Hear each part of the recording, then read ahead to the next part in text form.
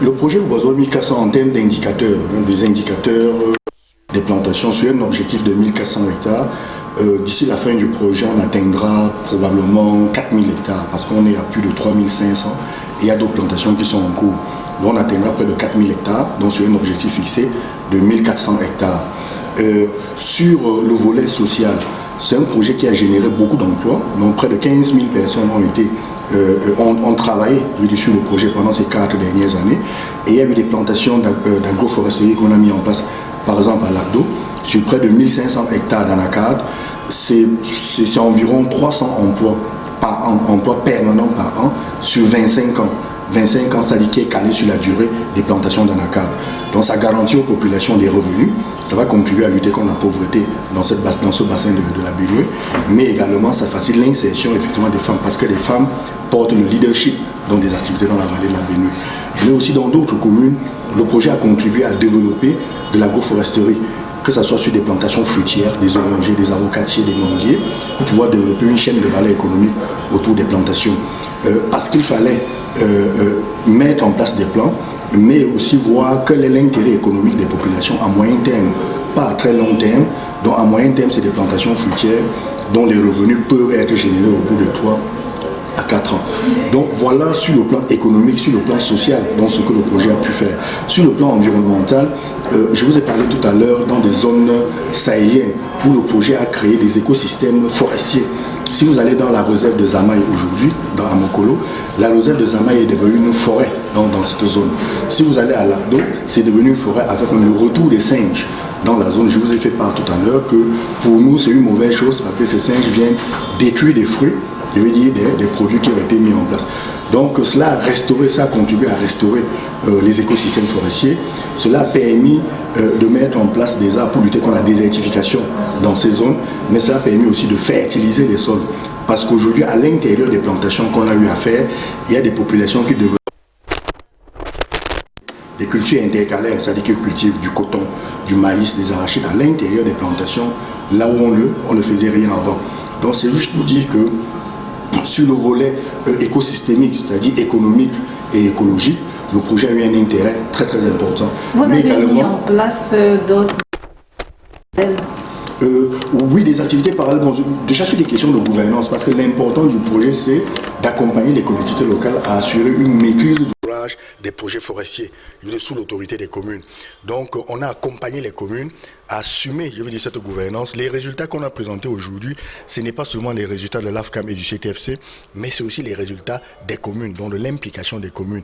Mais également, les communes se sont familiarisées aux procédures des bailleurs de fonds comme l'Union européenne. Ça donne la possibilité de même, s'il y a un partenaire de référence qui vient avec ses exigences et procédures, que le personnel communal soit apte à conduire, je veux dire, ce projet sans défaut. Mais aussi quelque chose de très important sur ce projet, c'est les inéligibles.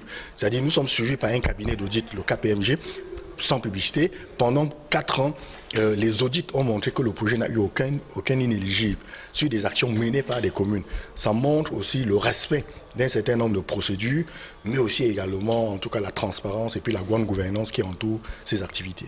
Parlez-nous des activités parallèles qui ont été développées, comme celle de sensibilisation. À quoi est-ce qu'elles vont servir ? Les activités parallèles, c'est des activités transversales.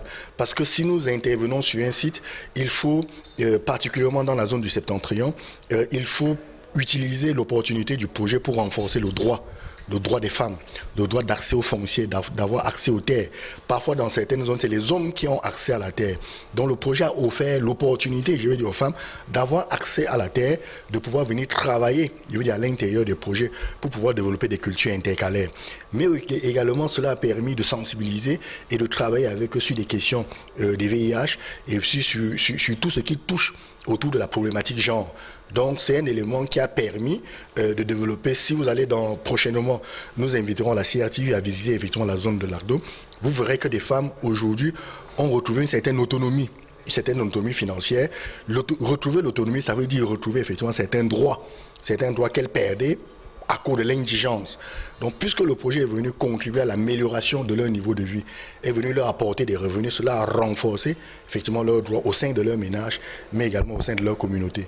Bon, nous sommes très satisfaits des résultats, on les a vus aujourd'hui et je pense qu'on peut les confirmer. Nous avons notre propre système de suivi des activités avec nos partenaires.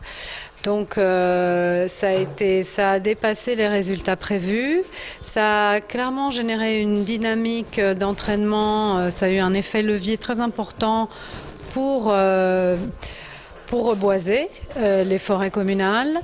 Les femmes ont été très impliquées et je pense que c'est un exemple très intéressant à suivre et nous voulons continuer nos discussions avec AFCAM.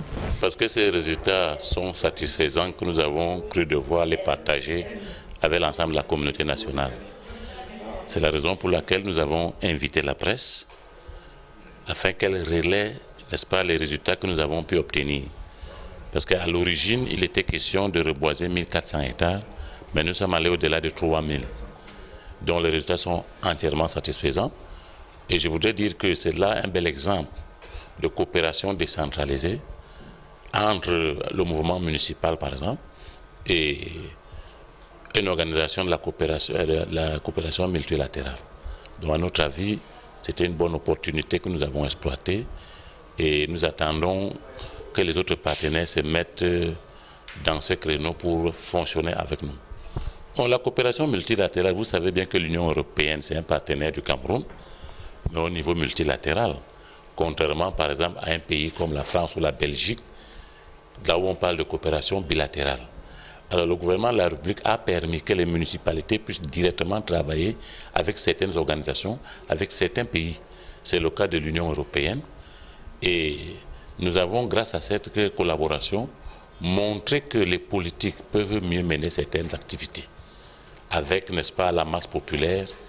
Et c'est ce qui s'est vu au niveau du septentrion dans cette activité de reboisement.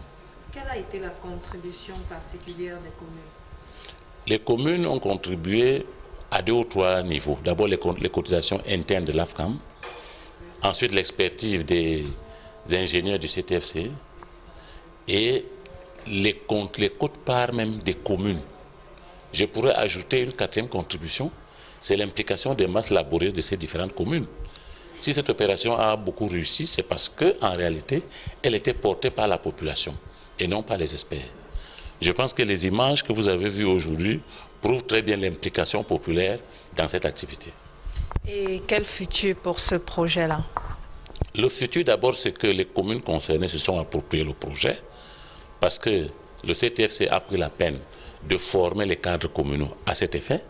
Le futur également, c'est que les communes ont intégré dans leur budget respectif une ligne uniquement pour le reboisement. Et maintenant, nous voulons étendre cette opération à toutes les autres communes forestières. Parce qu'en réalité, ce n'est pas seulement le septentrion qu'il faut reboiser. La problématique des changements climatiques se pose un peu partout. Et c'est pour ça que dans les perspectives, on vous a parlé du projet Sud-Est Cameroun, avec les zones riveraines de la réserve de biosphère du Dja et du parc de l'Obeke, où nous voulons reboiser également par les plantations, également par une technique.